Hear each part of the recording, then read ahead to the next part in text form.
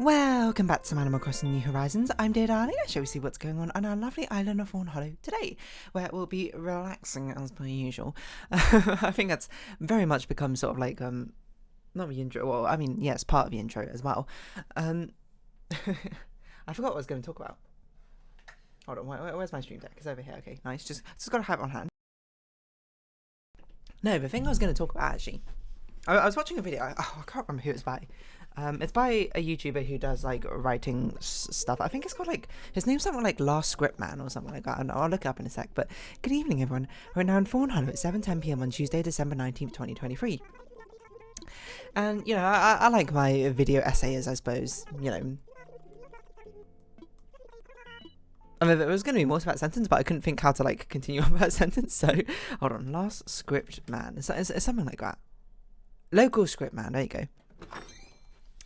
I mean, I know that they're sort of like, oh, you know, there was a wave of people like really liking video essays and people like that, and then, you know, it's starting to like go downhill again as that format, you know, becomes popular and people are making these sort of videos like, and they're not like well researched or anything like that, or they're straight up plagiarized on other things, or they're, you know, there's speculation based on person's random feelings rather than having any sort of like concrete evidence or knowledge behind it to back it up.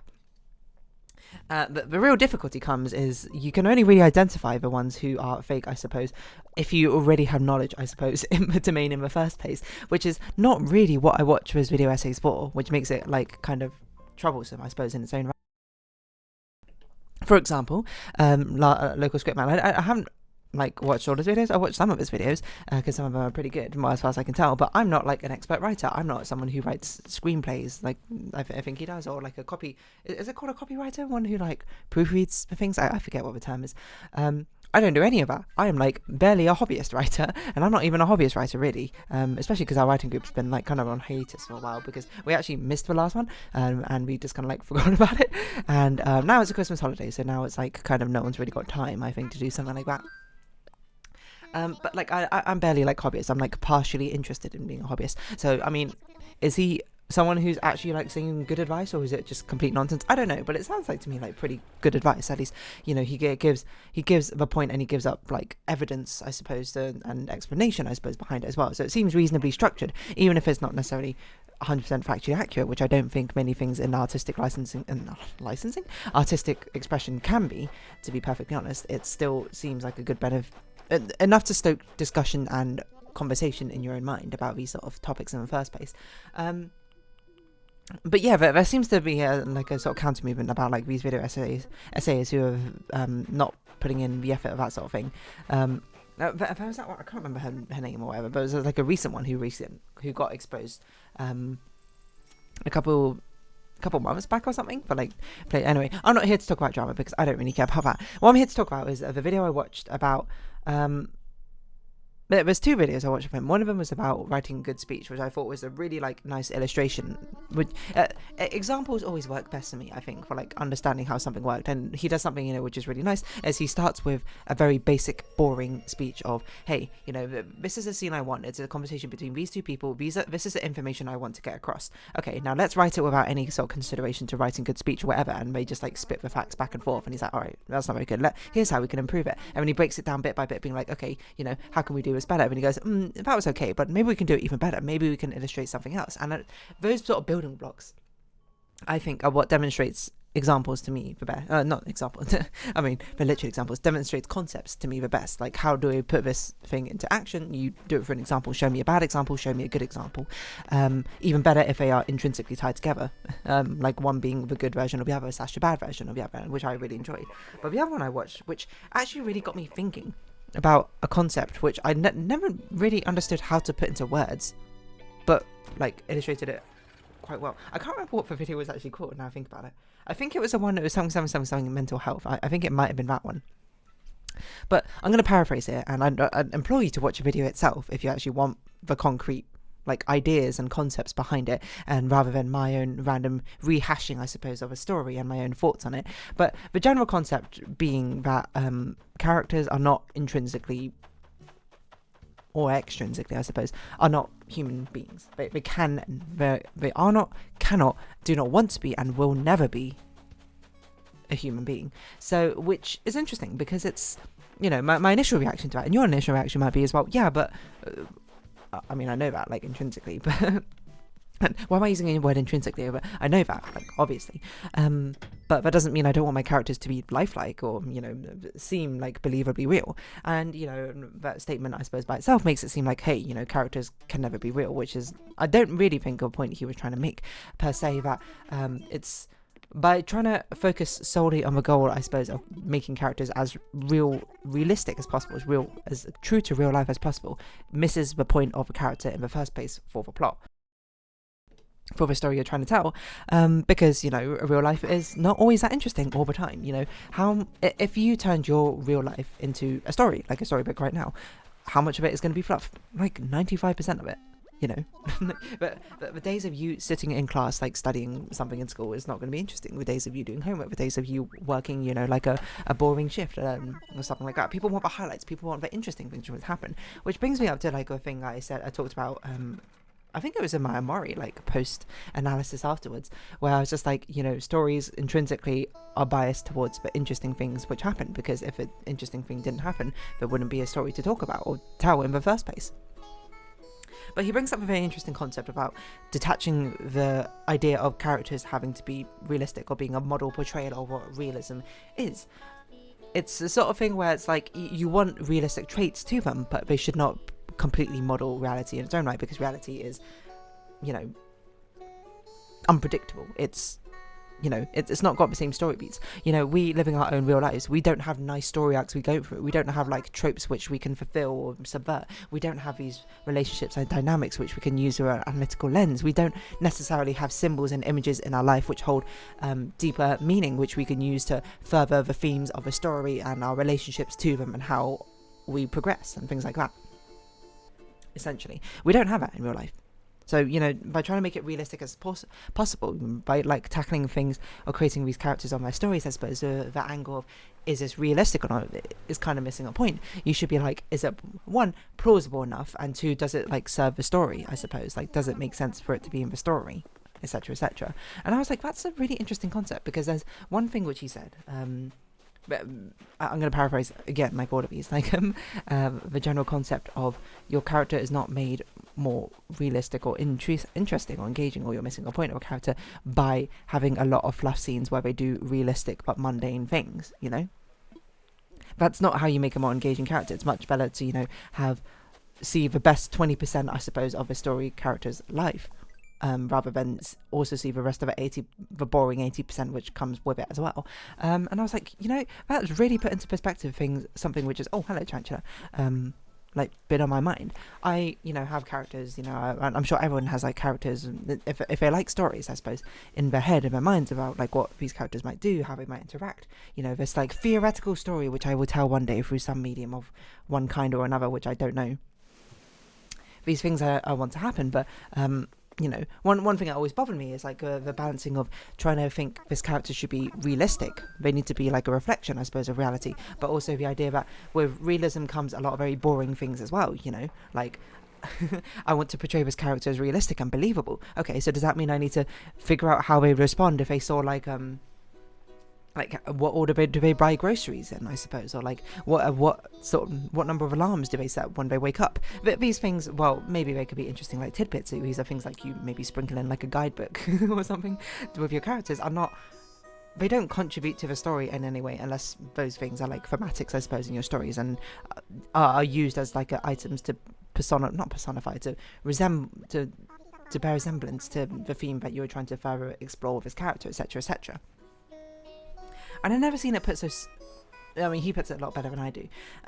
But that general concept of the mundanity, well, interesting. Even in slice of life, you know, the mundanity can be interesting in somewhat. It doesn't necessarily, you know, propel the story any more forward. And honestly, could be better off without, if you're trying to make a cohesive, concise tale to tell, you know? While it's certainly good, and while you can certainly think about, hey, how many like alarms will my character set in the morning, I suppose, it's not something which you need to tell directly through the story. Through the story should just only be the things you need, you know. You know, less is more, as they often say, but, you know, as with many things, in general broad strokes, idioms tend to not reflect particularly well, I suppose, on how to actually execute something, you know. Things are very multifaceted, so reducing it down to like golden rules which you can use in certain scenarios makes it not redundant, but sort of misses the point, I think, in its own right, you know, by not understanding that things are variable and things, you know, require context, I suppose, to really understand when best to utilize X, Y, Z. So yeah, I don't know. It's not like character development is not a character doing something boring over and over and over again. While it certainly can be illuminating, if it doesn't serve to, I suppose, further the idea of themes or stuff that you explore in your story, what's the point? And I often think about, it often made me think about as well, you know, I brought it up earlier, but we have like a writing group with a circle of friends, and I often wondered about that being like, am I writing the story wrong? Like, what's the point of the story? Because all my stories, like, had some underlying deep message or something, some thematic or some like moral, like an Aesop fable sort of way that I'm trying to explore and tell through the characters, which obviously, you know, I didn't necessarily have anything against that, but I'm like, every story I write is like this. Should my story, is that like the point of the stories? Is that the best way? Like, none of my stories like had any sense of world building. Well, not any sense of world building. I mean, like in the Tolkien, like maybe Tolkien's a bit extreme, but like in any sort of fantastical sense, I don't have an idea necessarily of a world. That is a little bit of world building in what is told through the characters, etc., or through the narration. But like, with all my stories being so intrinsically tied to a theme which I'm trying to explore, does that detract from my story somewhat? Because now all my characters feel like puppets for a theme, rather than being characters which are breathable and believable and real, I suppose, in their own right. And I suppose by watching his videos, it sort of like reassured me, you know, a decent amount. You know, for one, if you are just writing for fun and you don't want to have like an overarching theme or anything like that, you just want, you know, to hang out with your characters, etc., etc., in like some sort of episodic like TV series way, absolutely fine, you know, like what's to stop you? But some of the greatest stories, I suppose, or art in general, have something to say, you know. I think people in general would probably, you know, myself included, would struggle to think of something which has nothing to say, which has no commentary on anything whatsoever. It doesn't necessarily need to be like sociological, economical, political, anything like that, but people generally create art to explore something, to express an emotion, to invoke the feelings or sensations or something, you know?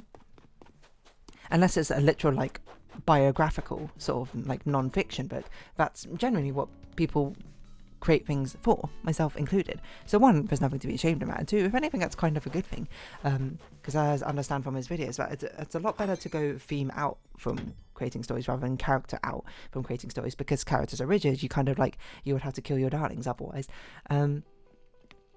because you'll have a like this preconceived notion about what you want this character to be, rather than starting on a theme and then helping the character form around it, where as long as you've got concrete themes, I suppose, and what things you want to explore, then that's kind of like a lot easier to build a character around that than having to force a character which you have in mind to fit the theme that you've got pre-planned for it, or things like that, because oftentimes you'll have like your own influences around it, which, you know, may not be conducive, I suppose, to creating a good story. Now, of course, none of this actually applies if you aren't all that interested in becoming the best of best at writing an amazing story, etc., etc. If there's a story you want to write and it doesn't follow that in the slightest, you have these exact characters, you want to write SpongeBob SquarePants, you know, having a crossover action adventure with Naruto, etc., etc., then absolutely nothing should stop you from doing that. I suppose the joy you get from that should not be inherently tied to it. But I suppose if you want to take it further and to create an actual story from it in the first place, one of the best ways to engage someone, I suppose, or to engage your audience in the first place, is to have something which they can, you know,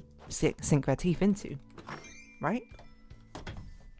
So I'm trying to think of like all the short stories I've written for this writing group thing. Like, there was even a point where which, you know, I suppose now seems silly in retrospect, but it's not necessarily something I want to follow on from, is like I was trying to write a story from like the character perspective first, like because all my stories, like the first like 10 stories I wrote, maybe like first whatever, and many more of them, I wrote from perspective of, hi, I got this like idea I want to explore, let's create a story, I suppose, following this general concept. A few of them started out from like a general like actual story, like story-based character idea, but then found the theme that they wanted to explore later on, And then that became the sort of backbone for it. But there are a couple of stories where I was like, okay, I'm going to just like entirely focus on character and like world building, etc., here. Which maybe that's the wrong way to go about it, you know. While it's certainly nice to, I suppose, challenge my own viewpoints and to, you know, explore the other side of a curtain. And certainly while I liked experimenting with it, ultimately I don't think, even if, you know, whatever local script man, whatever his name is, says is not a literal right, you know, there's no necessarily right way to do things. I suppose if it still, you know, it's more like the objective results, I suppose, which people tend to judge things based off of. I forgot where I was going with this.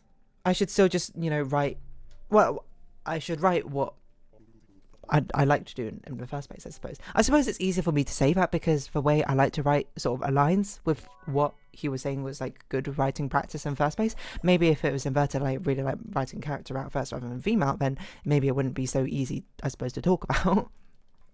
To agree with. So I think it's one, good, and I challenge my boundaries by doing something different. But two, you know, I suppose I can rest assured, you know, confident in myself that, you know, this is a good way to be going about things, you know, and you know, with good points behind it as well. Like if my goal, I suppose, with writing of a story is to explore a theme, is to convey this theme, is to get people to think and discuss about it, then yeah, but then why wouldn't I write from theme first? That it just makes sense. Certainly, I think there's more to it. That doesn't mean like I should do things exactly the same way every single time, because of course other things I think still hold true. Where like I tend to use overly flowery language. You know, less is more, that sort of thing. Things might need to be concise. I'm not so comfortable writing in different styles. While I'm very comfortable, not necessarily good, at writing in this sort of like very prose-esque, like flowing imagery style. You know, what about something more curt, something more direct, something more comedic is something I'm still not that great at, but have experimented with nonetheless. I don't know. I guess to me, intrinsically, with the stories I write, I want them to be thought-provoking. I want people to think about them. Like in these short form stories, I want people to read about it and be like, you know, I've not considered that viewpoint before, or I wonder what I think about it. Like whether they agree with a story or they don't agree with a story, I want them to have some opinion formed on it. I guess, which kind of aligns with my general thoughts and feelings, being like, I don't really care what your opinion is on XYZ matter, and like media property, etc. I just care that you've thought about it and can defend it, I suppose. With more substantial things, then, you know, it just feels right. You know, that's totally fine if it feels right, but I suppose it's not something which stands in the court of debate. You should be able to, not necessarily be able to, but if that's something which you want to take further, you should like sit back, think about it, think about what that truly means. What is that intrinsic feeling that you are trying to uncover? Find the words for it and paint the picture to me about why you feel it that way, and thus we can both connect, I suppose, over a mutual understanding from each other's viewpoints, right? Yeah, so I don't know. I guess I need to go back into writing and that sort of thing. I think longer form, I don't know. I need to think about what I sort of want from a story or something that I create, probably for people to understand. I don't know, some just great, grander message which I'm trying to tell them. I've not really thought about that too much. I haven't like written a longer form story. Well, at some point, maybe, but not today. Yeah, I just forgot about my other stories, which I will publish at some point. I just haven't got around to it. Maybe during Christmas time. Now things maybe won't be as busy, I don't know, or busy in a different way. I might be able to. Alright, how many stories have I written? 1, 2, 3, 4, 5, 6, 7, 8, 9, 10, 11, 12, 13, 14, 15, 16. It's not bad. I wish we could organise these stories a different way, because the thing is, I've titled my stories as title then date, but I want them organised in date order rather than title order, so then I can see how I've changed and improved, I suppose. I mean, I guess I can do it by last modified, but it doesn't quite work, because some of these aren't in last modified order. I know they kind of are. Yeah, it's interesting. I forgot this was my most recent story. Yeah, like, hold on, like, I mean, just having a brief overview of the stories I've got out now. I mean, this one, I think, actually was written from concept first, so it doesn't actually have a thematic, but it has, if I were to give it, like, a story theme, it's exploring the idea of, like, fate and eventualities, and the subversion of it, I suppose. This one is more about, like, communication and the tryingness of relationships and different goals, I suppose. This one, this one's the most obvious one. This one's about loss and about death. and especially being portrayed in a way for a child to understand. This one is about, what's this one? This one's about like a never-ending, like, generational trauma. That's a term for it. What's this one? This one I explicitly wrote because I wanted it to not have it, like, I was like, all of our things have like different heavy thematics behind it. This one I wanted to not have a thematic, but then it ended up having the theme of like nihility and what that means, I suppose, behind it. This one is another one about loss, but in a different way. This one's more about like a parental, about exploring the idea of when you're gone, will they be okay? That sort of thing. Oh, this one's interesting. This one's about like, you know, being broken yourself and saving someone else who is also broken, etc. And this one, I suppose, is also, this one was another parental one, but it's about like, you know, imparting good morals, I suppose, on, not morals necessarily, but good teachings, I suppose, onto a child in a hopeless situation, that sort of thing. This one's about defiance of love, I think. This one was just a horror story, actually, I think. I guess maybe it has that underlying theme of obsession, kind of, but not as much. And this one was just a kind of comedic one. If anything, it was kind of like a nihilistic, comical view of humankind and how trivial everything is. I don't know why this one's so recent, but this one's about seeing, I guess this one's about themes about growing as a person, right? And this one's just about, I mean, that one's like kind of exploring the ideas of like, I mean, this one's better explained by the concept of meeting someone at the wrong time of your life, when any other time would have been better. And this one was like something about like redemption and betrayal, and that one. And this one was, what was this thematic? I don't even remember the story all that well, despite the fact it's the second most recent one. Oh, okay, no, I do remember it now. I mean, this one I remember has a lot of like commentary about like religious concepts, about that sort of thing, about like a greater God, etc., etc. And this one, what is this one about? The futility of achieving a goal, I suppose, necessarily, or what the idea of what happens when you achieve a goal and it's completely pointless, or it feels pointless. Interesting. So, you know, there is a general thematic, or I suppose a theme behind all my stories, which is nice to at least see that I can still sort of intrinsically, what is it with me and the word intrinsically today, but I can still sort of remember them. Anyway, I'm going to round this episode off here. I don't even know what I'm going to title this episode. Anyway, go watch that video. It's a very interesting one. But if you have been watching, thank you very much. It's been Adam Crossing New Horizons. I've been Dear Darling. Likes, comments, subscription, shares, greatly appreciated. Socials, Discord down below. Hope to see each other again. But for now, it's our farewell. So until next time, bye-bye for now.